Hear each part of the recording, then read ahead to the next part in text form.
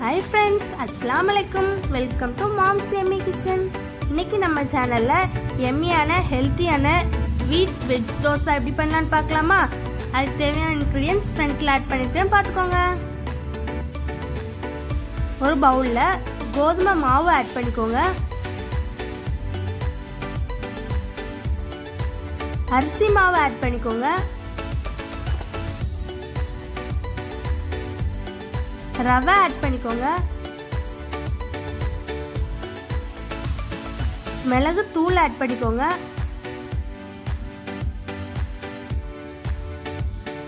தேவையான அளவு salt add பண்ணிக்கோங்க. நல்லா மிக்ஸ் பண்ணி விட்டுக்கோங்க. கொஞ்சம் கொஞ்சமாக தண்ணி ஊற்றி தோசை மாவு பதத்துக்கு வர்ற அளவுக்கு நல்லா கலந்து விட்டுக்கோங்க. அதோட கேரட் ஆட் பண்ணிக்கோங்க. கேப்சிகம் ஆட் பண்ணிக்கோங்க.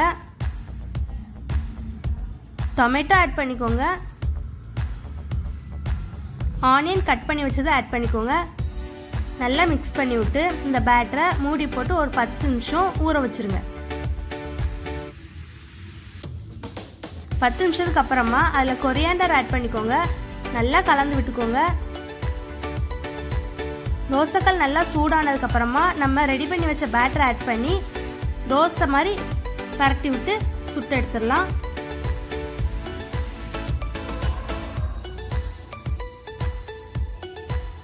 ரெண்டு பக்கமும் பரட்டி விட்டு நல்லா வேக வச்சு எடுத்துக்கோங்க.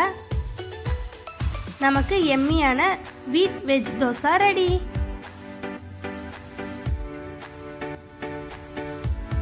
Thank you. Subscribe for more.